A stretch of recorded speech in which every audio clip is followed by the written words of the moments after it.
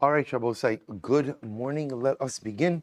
Begin by thanking our sponsors for this morning. Sure, our Talmud Torah sponsors for the month of Shvat, to thank the Elbam Mishpacha for dedicating all the Shurman Drushos this month in memory of beloved husband and father Jerry Yaakov, coupled with Avram Menachem, to thank Bracha Strimber for dedicating all the Shurman Drushos this month in loving memory of Avi Strimber, Avram Ben Kalman Eliezer Halevi, Zichron Livracha, to thank our Week of Learning sponsors, Moshe and Ellen Gevant, in the merit of Anne Ellen's mother, Nechama Bas Shalom Yitzchok, and Mr. Larry Sufness in memory of his beloved wife Tanya Yona Bas Yaakov. We hope that in the merit of our Talmud Torah, the Neshamas will have an Aliyah and the families a Nechama. Now, boys, with that, let us begin. So we have a lot to do today, a lot of incredible Gemara. We have to finish up a little bit of Agarata first, and then some really fascinating halacha concerning Karban Pesach. So, boys, today's daf is Samach Zayin 67. 67, thank you. On Zoom, everybody hears me all right still? Excellent, good. So today's daf is 67, Samich Zayin. We are picking up on Samich Vav Amud Beis 66b, and we are picking up actually with the last of the shortest lines. V'im Navi. So remember again, Reish Lakish was talking about the destructive power of kas. That when a person gets angry, we first started speaking about Gaiva, then Reish Lakish says, if a person gets angry, a person gets consumed by kas, ultimately, again, his wisdom evaporates. If he's a chacham, if he's wise, his wisdom evaporates. And if he's a navi, his nevuah, his prophecy leaves him. So the Gemara gave the example of chachma from Moshe Rabbeinu, that Moshe Rabbeinu gets upset at the Jewish people in the aftermath of the war with Midian. And as a result, it is not Moshe who conveys the halachos of hechsher kelim, the halachos of kashering utensils, but rather it is Elazar HaKohen. So the Gemara understands, why wasn't it Moshe? It's because Moshe Rabbeinu got upset. And I both say, obviously that's intuitive. Anger is an Anger is an all-consuming midah, right? Anger, when a person gets angry, it blocks out everything else. There's no room for chachma. There's no room for wisdom wherever there is anger. So that's Moshe Rabbeinu.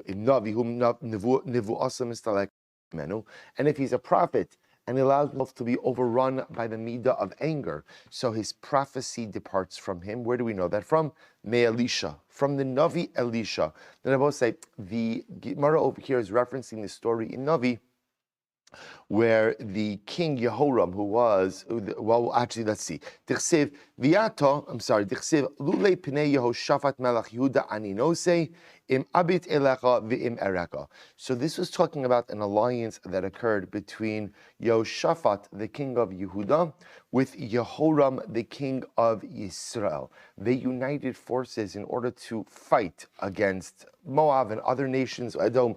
So Elisha, when he's referring ultimately to Yehoram, he says literally, were it not for the fact that Yehoshaphat, the king of Yehuda, was here, I would not even look upon your face. So the Navi was so angry at Yehoram. Now I will say, what I want to point out over here is something amazing. This is justifiable anger, meaning Yehoram wasn't a good person. So the Navi is resentful about the fact that there has to be a strategic alliance between Yehuda and Yisrael. And nevertheless, what happens? Uksiv viato kichuli minagain v'haya kinagina minagain v'atiya lav yad Hashem. And then what happens? Right afterwards, so Elisha says, call for me a musician in order that the Spirit of God will rest upon me. You see this, by the way, Elisha is not the only one who did that. Sometimes when the Nevi'im needed the Spirit of God to rest upon them, they would utilize music.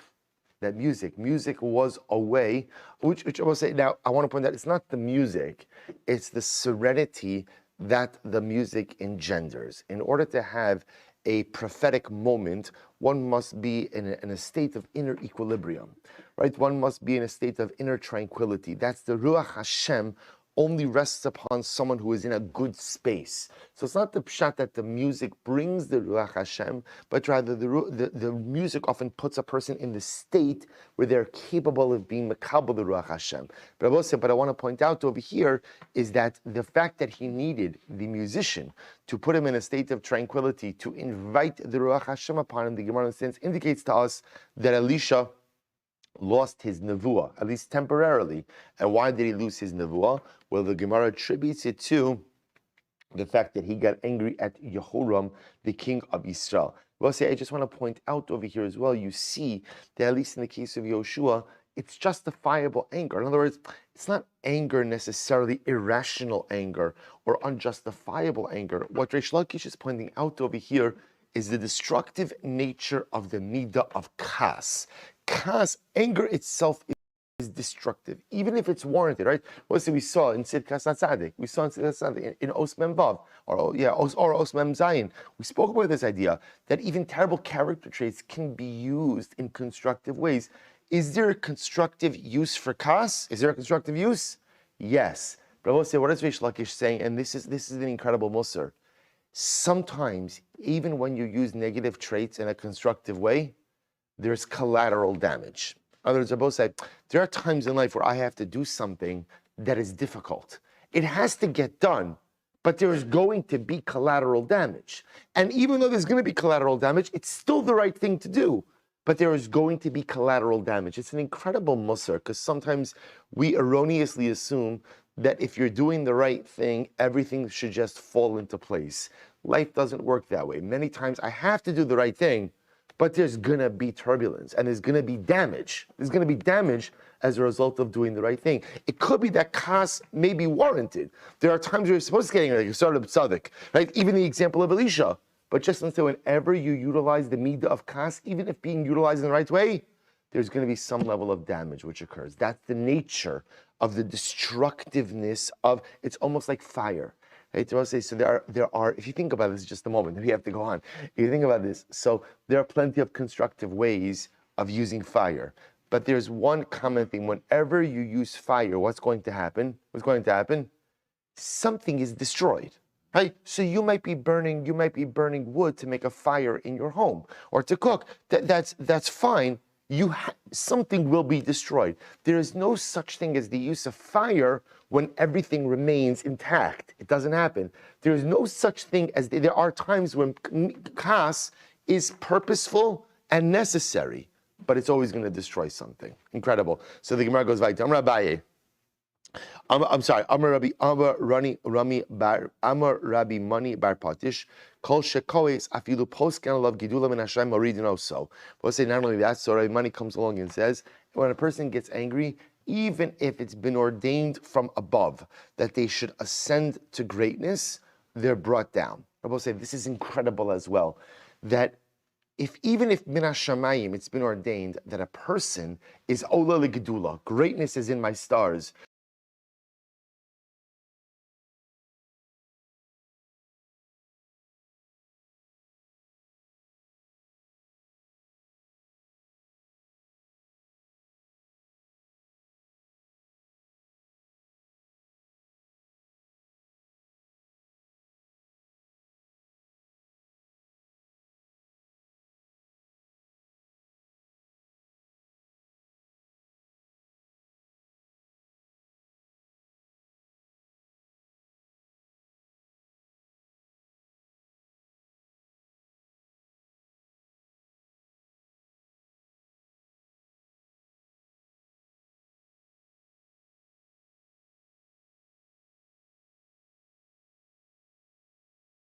Being a battle against the Plishtim.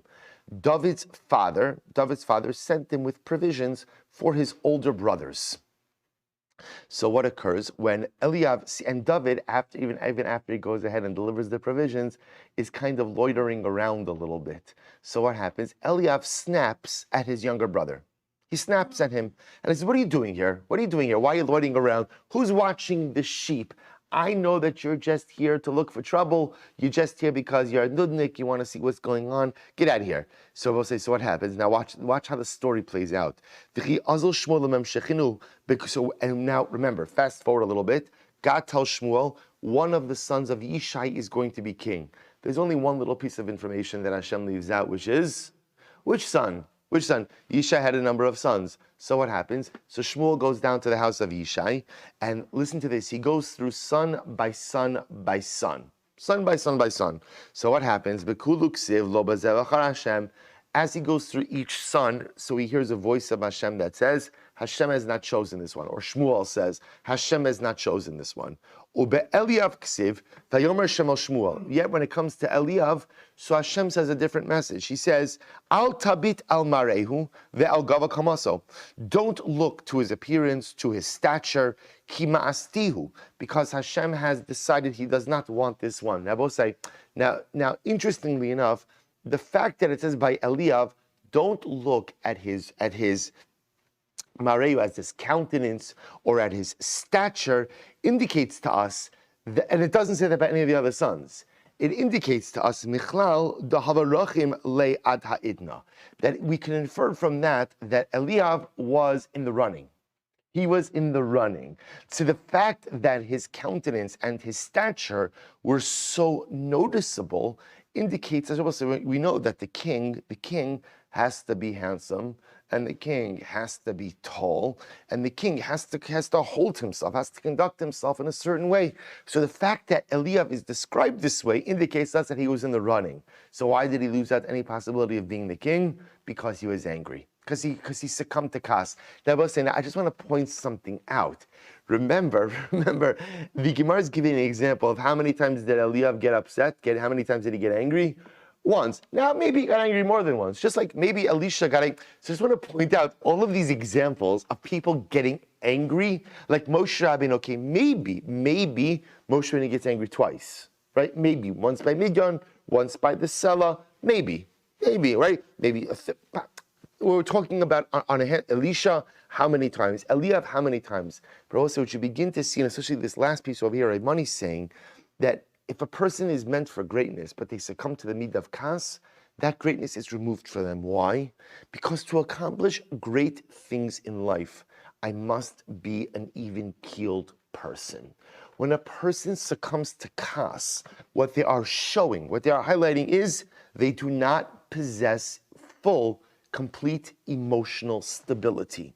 And if you want to accomplish great things in life, Kadosh Baruch Hu wants to give you the reins of greatness, there must be emotional stability. Without emotional stability, it's very hard to get traction, because that emotional stability, you don't necessarily have a lot of the things that you, and I don't mean emotion, I don't mean that a person who gets angry is emotionally unstable in a clinical sense. I'm talking about over here just why Chazal are so hyper-focused on anger. And ultimately, again, what Rabbi Mani is saying is, even if HaKadosh Baruch Hu ordained that you're going to be great, but you succumb to anger, they take away the greatness. Because if there's not a sense of stability, if there's not a certain sense of being even-keeled, Kadosh Baruch Hu says, I can't rely on you to execute great things. Incredible. So let's go weiter. Ashkechon, Tamid Pesach, the Dachu Shabbos, the Dachu Tumunas. So now we're going to get in a very interesting discussion. I understand that, that's funny. Actually, when I look at this, there's a delay on this, right? I got very nervous there for just a moment. I thought I was living in a parallel universe.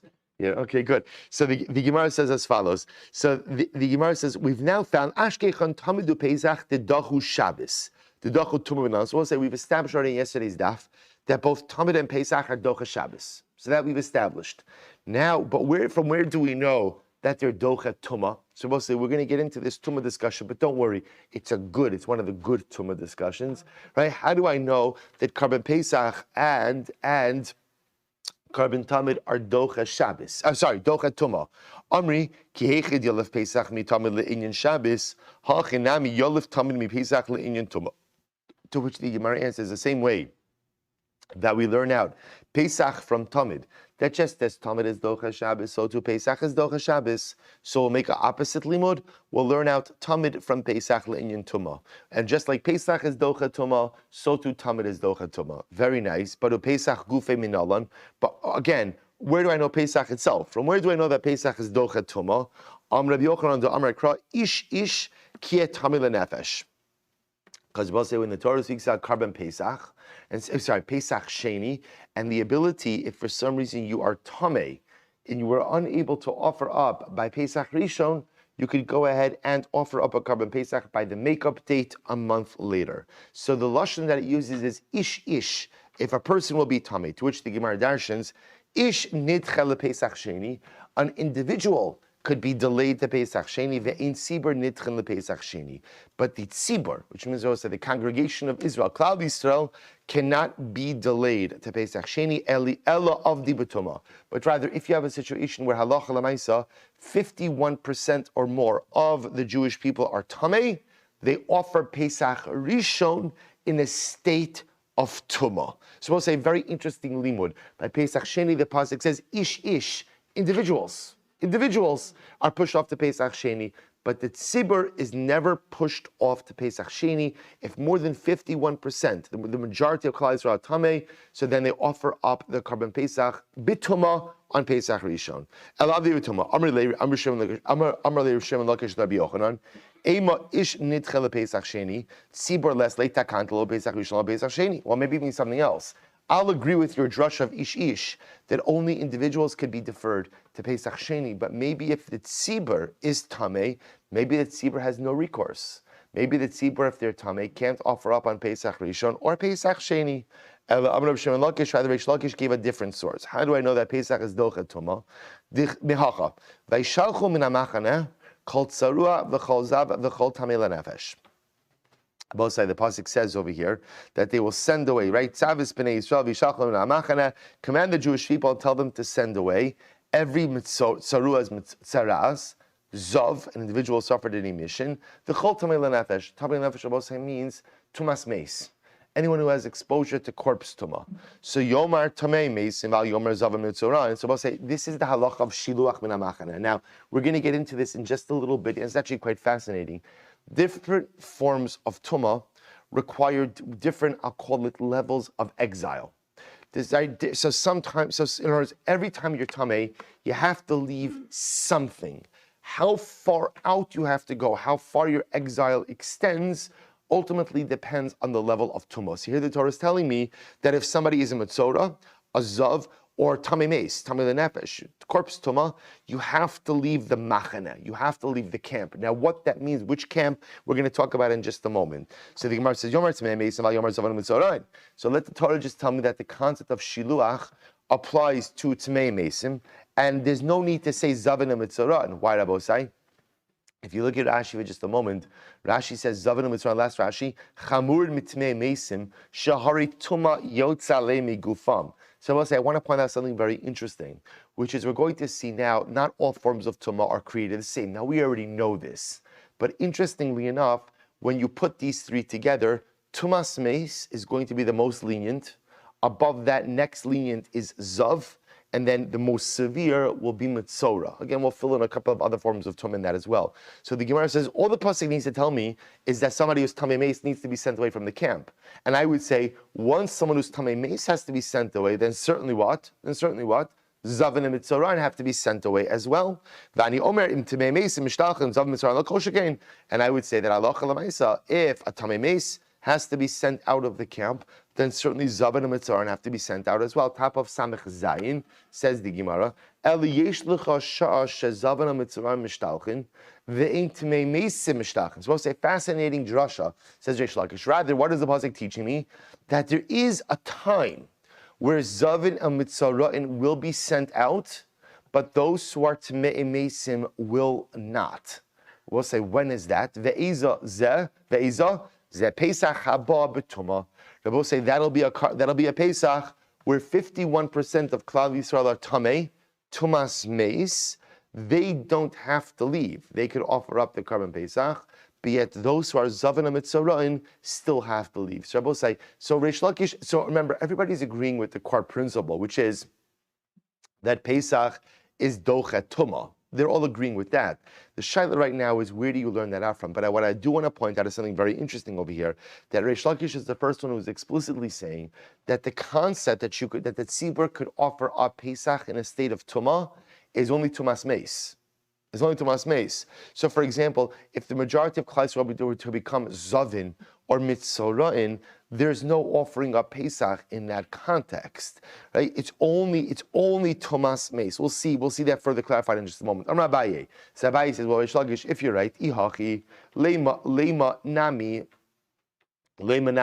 yomar zav utmei meisim val yomar metzora.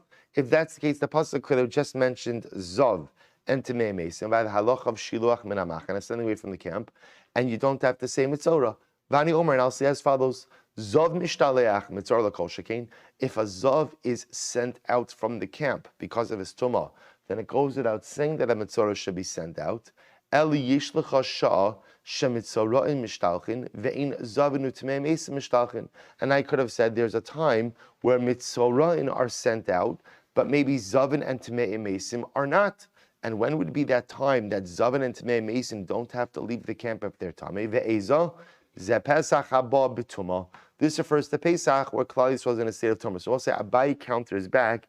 And he says, maybe, according to you, the exclusion for communal tumah is not just about tumas meis, but could also be about zav as well. Not saras, because as we're going to see in just a moment, saras is a more severe form of tumah, but maybe the exemption for communal tumah should be both zav as well as tumas meis.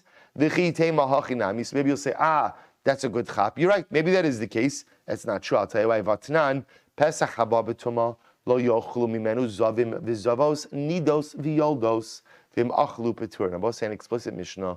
And what does the Mishnah say? That when you have a situation of Klal Yisrael, 51% of Klal Yisrael are tamei tumas meis, we offer up the carbon Pesach in a state of communal tumah. But even then, there's an important halacha. Individuals, zavim, zavos, nidos, yoldos, women who gave birth, are not permitted to partake of the carbon Pesach. In other words, I will say, the halacha, I just want to point out just as an aside, there's another machlokes that we will deal with, which will have ramifications on this as well, which is the notion of tumah hutra b'tzibur, tumah dechuya b'tzibur. Right? What happens when 51% of Klal Yisrael is tamei tumas meis? Is it that the laws of tumah are just fundamentally suspended, they don't exist? Or that, no, they exist, but essentially we allow people to transgress. So we'll discuss that. But in any event, the Gemara says quite explicitly that license to consume carbon Pesach in a state of tumah is very specifically reserved for tumas meis, not for other forms of tumah. Amar Abaye, rather Abaye says, I prefer to go back to what I said before, or to what was said before. Amar Abaye, the olam mikra kama. Rather, Abaye says, I believe that we have to go ahead and learn it out from the original pasuk, which Rabbi was what? Remember, that was the shita of Rabbi Yochanan, who said, ish ish. When the pasuk speaks about Pesach Sheni, so what did the pasuk say? Individuals. If an individual was tamei and was unable to perform Pesach Rishon, he's permitted to go ahead and perform Pesach Sheni. So to which Rabbi Yochanan you see from here that only individuals are deferred to Pesach Sheni. The collective is never deferred. So if the collective, and collective as being defined by the majority, becomes tamei, they offer up the Pesach in a state of tumah. Amar Abaye, the older mikra kama, imkein nichtov rachmana, ish ish ki yihiyeh tamei. So I'll say if that's the case, ultimately the pasuk could just say, if an individual be tamei, lenefesh lamali. But say, why do I need the word lenefesh? Right, to both say, remember again, I have this, the pasuk in its entirety is, ish ish ki tamei lenefesh abaderech rechoka. So why doesn't it just say ish ish ki tamei? Why do I need lenefesh? Lenefesh lamali v'chi tema hay lenefesh lahachi hu da'asa. Hatame meisu dinit chala Pesach Sheni, aval shar tumin lo, shar tumin lo. So Rish Gemara says, well, there's an obvious answer to that because of what we were just talking about. See, Rabbi say, if it would have just said ish ish ki tame, well, I don't know what. What don't I know? What type of tumah? What are you talking about? So ish ish ki tame lenefesh. We'll say tame lenefesh refers to very specific tumah, corpse tumah, and it's coming to teach me that it's only dafka tumas meis in which the congregation is able to offer up to Korban Pesach in a state of tumah, but other forms of tumah you cannot go ahead and offer up the Korban Pesach in that state. So the Gemara says, I'm sorry, before we get to that, the context of the pasuk. Now maybe the pasuk is teaching me like this: who is deferred to Pesach Sheni? Perhaps it's only someone who became tamei through tumas meis. Aval shar tamei lo. But maybe people who become tamei with other forms of tumah are not deferred to Korban Pesach. But that's not true. In Vatanya we learned Yachalo Yehe Osin Pesach Sheni Ela Tmei Mesim. So ultimately, again, one might have thought that the only people who could avail themselves of Pesach Sheni are people who contract corpse tumah. The Gemara says V'shahaya b'derech rechoka, or someone who is too far away, because that's explicitly mentioned in the pasuk. Zavinu mitzora'in uba'alei nidos minayin. So both say, remember again. Interestingly enough, the ability or the opportunity for Pesach Sheni is given to anyone who was tamei, irrespective of the source of your tumah. So even if a person was a zav or a mitzora, bali nidos also means a man who had relations with a woman who was a nida, and therefore by definition contracts some level of tumah as well. Minayin. So how do you know that these individuals, if they were tamei at the time of Pesach Rishon, have the ability to utilize Pesach Sheni? Talmud Lomar ish lenefesh. Therefore, the pasuk, ish. Therefore, the pasuk says ish. So we'll say, here's what's interesting about the drasha. So the way the Gemara is actually in the pasuk is like this: ish tells me that what? Tells me that what? There are any form of tumah, right? Ish ki'iyah tameh, which means any time that you were tameh on Pesach Rishon, irrespective of the type of tumah you had, whatever type of tumah you had, that tumah precluded you from offering Pesach Rishon. You have the ability to avail yourself of Pesach Sheni, but still.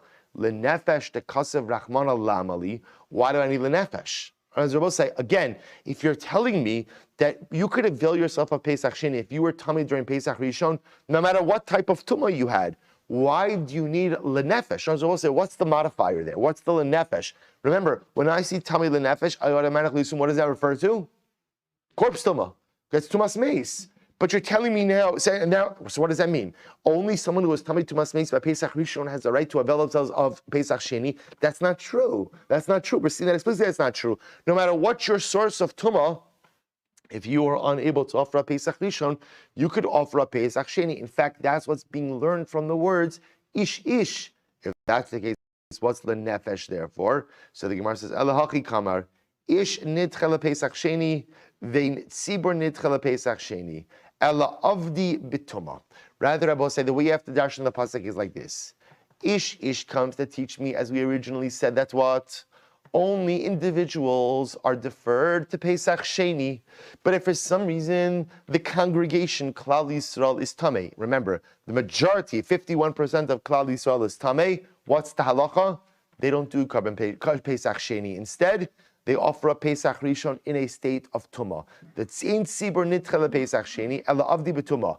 Avdi tzibur betumah b'tamei meis. But I will say, when the tzibur goes ahead and performs Pesach Rishon in a state of tumah, that is only if 51% of the tzibur is tamei with tumas meis. Aval shar tumas lo avdi. But if they are affected by other forms of tumah, that will not allow them to offer up the Pesach Rishon in a state of tumah. So we'll say, the way the Gemara is dashing the pasuk is actually really quite fascinating. So it's ish kiet tamei lenefesh. So we'll say, which is teaching me as follows. Ish, first part of the drasha, teaches me that only individuals ultimately, again, are deferred to Pesach Sheni, not the tzibur. And therefore, if 51% of the tzibur ultimately is tamei, they offer a Pesach Rishon in a state of tumah. But what type of tumah? So then remember how the pasuk flows. Ish kiet tamei. So that tamei, of course, teaches me that from an individual level, if you are tamei, ultimately you have the ability to avail yourself of Pesach Sheni. But then what does lenefesh teach me? Lenefesh actually doesn't teach me about Pesach Sheni. What does lenefesh teach me about? Pesach Rishon. And it's going back actually on the ish. And it's going back and it's telling me that when we say that the tzibur is not deferred to Pesach Sheni, because the tzibur could offer up Pesach Rishon in a state of communal tumah, that's only one very specific situation of tumah, which is lenefesh tumas meis. So 51% of Klal Yisrael is tamei tumas meis, then halacha l'maaseh they offer up Pesach Rishon in a state of tumah. But Rabbi say, just to understand, if a person is tamei, they're permitted to go and offer up Pesach Sheni. What type of tumah allows you to offer up on Pesach Sheni? What type?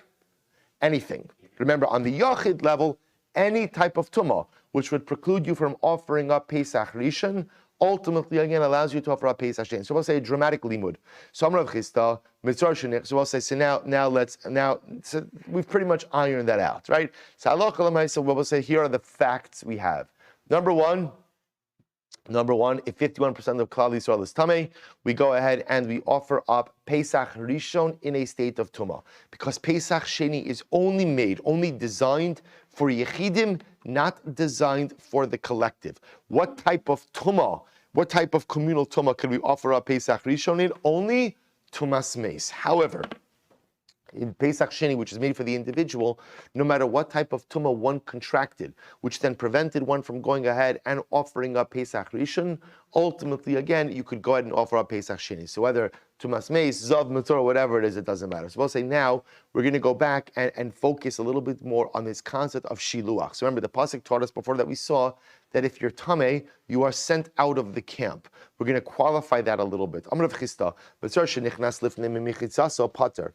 If a Matzorah went in, lifnim memichitzaso. So I'll say literally again, inside of the boundary. He's expelled from the boundary, but he went inside of the boundary. And I will say, we're going to see in just a little bit, the Mitzorah is expelled from the city. He must live outside of the confines of the city. So the Gemara says, what happens if halacha l'maisa, he goes in, he enters into the city, pater, ultimately, again, he doesn't receive malchus, which means he's in violation, but not in violation of a prohibition. Shneimar, Badad yeshev michutz lamachane moshavo hakasav nisko laaseh. So we'll say essentially a Masorah is expelled, but if he violates his quarantine, right? If he violates his quarantine and he enters into the city, he doesn't get malchus. Why not? Because actually he's in violation of a positive commandment, not of a prohibition. Okay. Eisvei Matzorah shenichnas lifnim mechitzaso. A Matzorah violates his quarantine and he comes inside of the city. Remember again, the Matzorah, his expulsion is from habitation. See, he has to live outside of the city. So if the Matzorah violates his quarantine, he comes inside of the city. Ba'arboim, he gets 40 malchus. 40 malchus. So, right, 40 malchus. Zavin v'zavo shenichnasu lifnim mechitzas and arboin. Similarly, again, a zav and a zava, ultimately who come within their boundaries, right? They violate their quarantine. They also get malchus. V'tamei meis, and tamei meis mutter likanes lemachane levia. We'll say someone who's tamei tumas meis, ultimately again could come into machane levia. So let's talk about this in just a moment. So the Mitzorah is expelled from the city, right? That's the Mitzorah. If you look at Rashi, zav, it's the last short line in Rashi, zav, michitzaso harabayis, the asr likanes b'machane levia. We'll say a zav, so really the Mitzorah is expelled even from what we call machane. So I remember again, we kind of take this model from the midbar. It's easy to visualize in the midbar, right? In the desert, in the middle of the desert encampment, what did you have? You had the Mishkan, machane Shechina. Around the Mishkan, you had machane Levia, the Levitic camp, and then around machane Levia, you had machane Yisrael, the rest of the tribes. So if you can imagine that model for just a moment. So interestingly enough, the Mitzorah is expelled from Machane Yisrael. So if you could just imagine the visual right now, right? So the Mitzorah is expelled from all habitation, right? The Zav, we're going out of order here a little bit, the Zav is not permitted ultimately again in Machane Shechina. So the Zav, Machane Levia. So the Zav is not permitted to go ahead and go into Machane Levia. And ultimately again, the Tamei Meis is not permitted to go into Machane Shechina. So let me reverse the order a little bit. Tumas Meis, as I mentioned before, is the most lenient form of Tumah. You understand? I don't literally mean that, but when talking about Tumas Meis, Zav, and Mitzorah, Tumas Meis is the most lenient one. So for example, Tumas Meis, the halacha is not permitted to go ahead and enter into Machane Levia. Right? I'm sorry, I keep saying this wrong. Tumas Meis is not permitted to enter into Machane Shechina. So Tumas Meis could go up to Machane Levia. All right. After that, ultimately, again, I have Zav. Zav is not permitted to enter into Machane Levia. One step down, and Mitzorah has to exist outside of Machane Yisrael. So we'll say, in a Beis Hamikdash perspective, just to give you an idea about this. So, for example, somebody who's Tamei Tumas Meis is permitted to go onto Harabayis. they just cannot enter into the walls of the Beis Hamikdash. Well, so this is actually incredibly important because this is part of the discussion about going up on Har HaBayis today. And even though, again, we are all Tamei Tumas Meis, there are, according to almost many opinions, areas on the Har HaBayis where one is permitted to walk around even if a person is in a state of Tumas Meis. You're not permitted to enter into the confines of what is or what are the boundaries of the Beis Hamikdash, but on the periphery of Har HaBayis, one would be permitted to go even if one was Tamei Tumas Meis. Okay, so Rabbi says, so just keep this in mind right now. So Tumas Meis can go into Machane Shechina, but ultimately, again, could enter into Machane Levia. So Zav can't enter into Machane Levia. Mitzora expelled from Machane Yisrael. So the Gemara says, "V'lo tamei meis bilvad amru ela afilu meis atzmo." Both said, by the way, this is very interesting. Not only could someone who's tamei tumas meis go into Machane Levia and Har HaBayis, but even a corpse itself could be brought up on Har HaBayis. Marabos say, where do we see this from? That a corpse is permitted to be a Machane Levia. Get ready for this. So the Gemara says, Shenemar vayikach Moshes asmos Yosef imo b'mechitzaso. Rabbi say, because watch this. Who took the remains of Yosef? Moshe. Where did Moshe live? Moshe lived in Machane Levia. So you see from here that halacha l'maisa, even a corpse itself is permitted to go ahead and come into Machane Levia. Pretty amazing. So the Gemara says, Tanaihi, in reality, this is a machlokes time. This san yabadad yeshev leva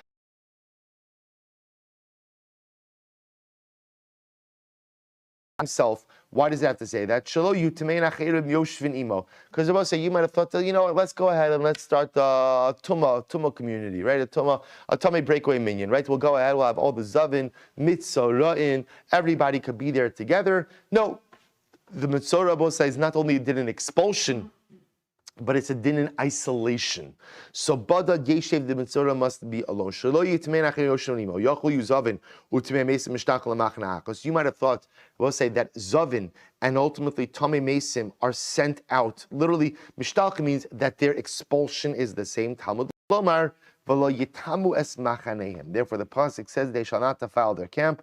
Litein machane lazeh. So the fact that it says their camps indicate to us that there's, just like the Mesorah separate, there's a camp for Zavin and there's a camp for Tamei Mesim as well. So again, highlighting this idea that although Tumas Meis, Zav, and Mesorah are all subject to shiluach, to expulsion, their expulsion is different, right? For Tumas Meis, the expulsion is from Machane Shechina. From Zav, it's from Machane Levia. And for the Mesorah, it's from Machane Yisrael.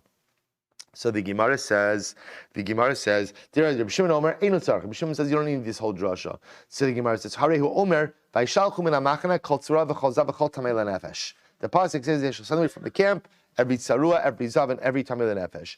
Yomar tamei meis, yomar tamei zav. The pasuk could just say tumas meis. You don't have to bring in zav. Why? Va'ani omer tamei meisim mishtalchin zav and lo kol shekein. Both say, remember again, zav is more chamer than tumas meis. So therefore, let the Torah just say that somebody who's tamei tumas meis is subject to shidduch, subject to expulsion. And if tumas meis is subject to expulsion, all the more so zav. Lama ne'amar zav litin lamachane shnia, excuse me. Both say to tell you that the expulsion of zav is different than the expulsion of tumas meis.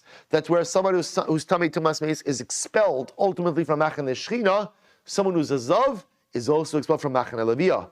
The yomar zav al yom mitzvah. Fine. So let it just say zav, and it doesn't have to say mitzvah. Vani omer zav and mishtachnu mitzvah lo kol shekein. That if a zav is expelled, all the more so a mitzvah is expelled. Lama ne'amar mitzvah litei machane shlishis kishu omer badad yeshe bakasov niskol la'aseh. Both say to teach me that even though a zav is subject to expulsion, and then certainly a mitzvah is subject to expulsion, that the mitzvah's expulsion is more severe than the zav, whereas the zav is expelled ultimately again from Machane Levia. The Mitzorah is even has a greater intensity. He is expelled from Machane Yisrael, the general Jewish encampment. And I will say, but remember, as we said before, but if a Mitzorah violates his quarantine or violates his expulsion and comes back in to Machane Yisrael, there are no malchus. There's no malchus, but rather, again, he's simply in violation of an asay. So the Gemara says, "My chumra de zav mitame meis." We'll say, why is zav considered to be more chamer than tumas meis? Shekein tuma yotze alav migufo. Because we'll say, as opposed to tumas meis, which is a tuma that is visited upon me from external sources, zav is an emission, which means the tuma comes from within. Adarabba, tuma meis chamer shekein ton hazal shlishi ushvi. I could say just the opposite. I could say tumas meis is definitely more chamer. Why? Because it requires sprinkling with the waters of Paraduman days 3 and 7, whereas zav does not require that. So the Gemara says, Amrikra, Tame, V'chol Tame l'rabos. Sorry, therefore the pasuk says Tame. The pasuk that the Gemara is referring to over here, we'll say, is the pasuk of Shiluach. So the Gemara says, V'chol Tame l'rabos, Tame sheretz.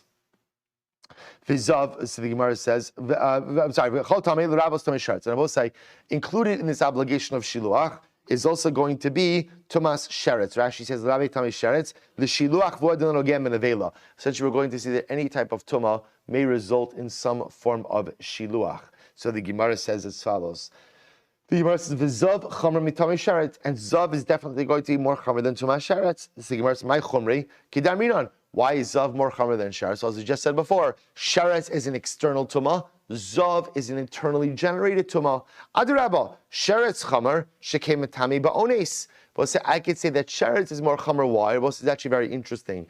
In general, we say that a zav, a person only becomes tummy from a zav emission if it's not ba'ones. The Rabbi say ba'ones in this context mean as a result of some type of external stimulus. So, for example, let's say a person becomes afraid, or the Gemara says they jump, and as a result, ultimately, again, they experience this type of emission that doesn't generate tumah. So, interestingly enough, Tumas Sheretz is even ba'onis, even outside circumstances against your will, but Tumas Zav does not generate that type of Tumah, ki agavna. So the Gemara says, Zav nami tumuye mitame ba'onis. No, not necessarily. Ultimately, again, Zav, Rashi points out, by Re'iyah Rishona.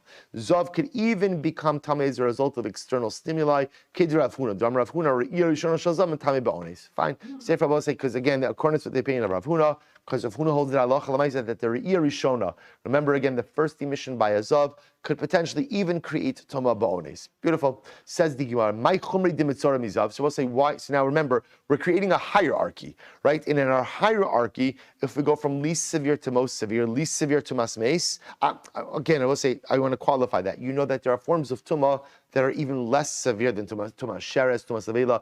But in the major three, if we go from least severe to most severe, we've got tumas meis, zav, mitzora. Tumas meis, zav, mitzora. We've already explained why zav is more chamer ultimately than tumas meis, because tumas meis is generated externally, whereas zav is generated internally. Fine. I will say, continuing, my chumri de mitzora mizav. Why is mitzora considered to be more chamer than zav?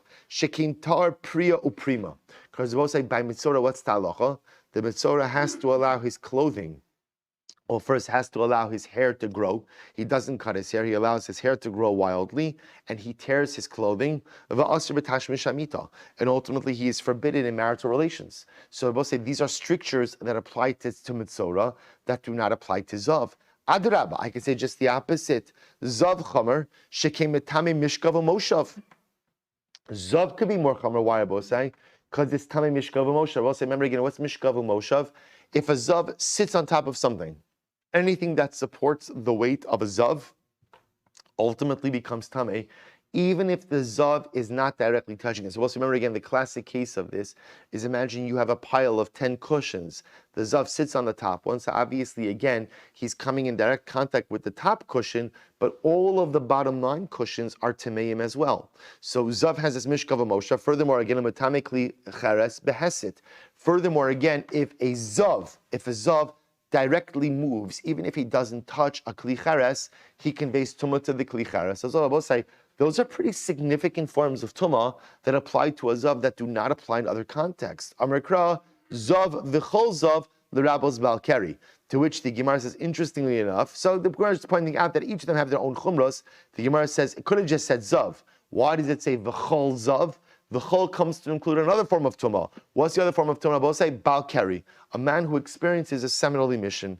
Umitzora chamer mi bal keri, and a mitzora is considered to be more chamer than a bal keri. Why is that? Umay chumrei kida amra. We'll say that's as we said before, because ultimately again, the mitzora has priya uprima. Right, the mitzora has to allow his hair to grow, he has to tear his clothing. Therefore, again, that's more chamer than bal keri. The Gemara says, Adirabba, bal keri chamer. I could say that bal keri is more chamer. Why?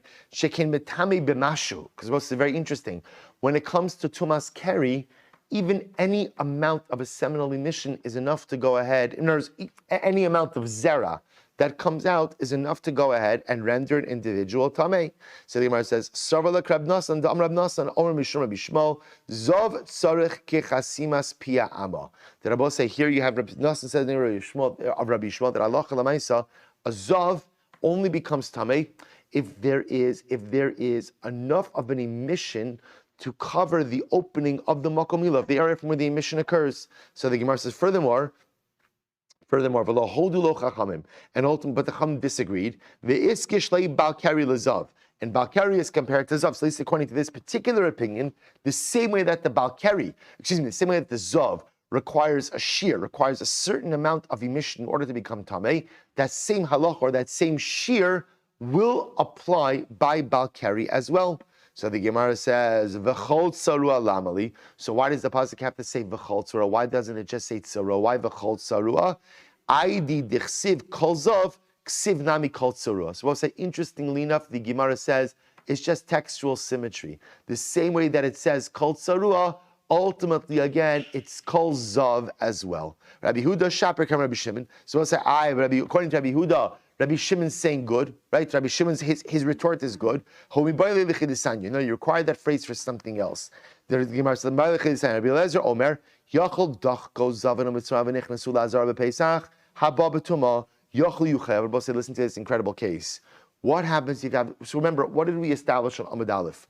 We established on Amud Aleph that Allah Lamaisa, the concept that the tzibur is permitted to go ahead and offer up Karban Pesach in a state of Tumah applies to who? Or applies to what? Tumas Meis. And Tumas Meis only. It does not apply to other forms of Tumas. So we'll say, imagine the following scene. What happens if Halacha L'maisa 51% of Klal Yisrael is Tameh? 51% is Tameh. Ultimately, they're offering up Karban Pesach in a state of Tumah. And I'll say, who bursts through the door? The Zavin, the Mitzora'in, and they come into Machane Leviyah. They come into the courtyard of the Beis HaMikdash. So Yachli Yuchayav, and you might have thought that they would be chayiv. Ultimately, again, for violating their expulsion, for violating their quarantine. So the Gemara says, Talmud Lomar, v'yishalchu min ha'machane kol tzarua v'chol zav v'chol tamei lenefesh. Therefore, the pasuk says, you shall send out of the camp any tzarua, any zav, and anyone who has tumas meis, tamei lenefesh. Both say this is incredible. B'shashet mei meisim mishtalchin, at a time when those who have tumas meis are sent out of the camp, Zavin u'mitzorah in mishtalchin. Then Zavin and Mitzorah are sent out as well. Ein tzimei meisim mishtalchin. But if there is no obligation of shiluach, ultimately again by Tumas Meis, then what? Then ein Zavin u'mitzorah mishtalchin. Then Zavin and Mitzorah are not sent out as us. So we'll say this is a mind-blowing limud, an absolutely mind-blowing limud. So I want to be clear. What the Gemara is suggesting over here is the concept of shiluach, of expulsion, is an all or nothing halacha. See, either everyone is subject to expulsion or no one is subject to expulsion. So therefore you have this very unique situation where you have 51% of Klal Yisrael in a state of Tumas Meis, which means you could offer up Karban Pesach in a state of Tumas. And as we said before, who's permitted to eat the Karban and offer up the Karban under those circumstances? Who? Only those who have contracted Tumas Meis. So only they could eat it. But yet the Gemara says, if the Zavar and Mitzarayin were to enter into the Beis HaMikdash, although they are not permitted to partake of the Karban, they would not be in violation of Shiluach. They would not be in violation of the tenets of their expulsion, because again, since in that situation now, those who are Tamei Tumas Meis are not subject to expulsion, because ultimately 51% are already Tamei Tumas Meis. Those other groups are not subject to expulsion as well. Both an incredible Gemara. Right, we'll have to stop over here. We'll pick up a little bit more with this in Mir Hashem tomorrow. Let's say Shekayach.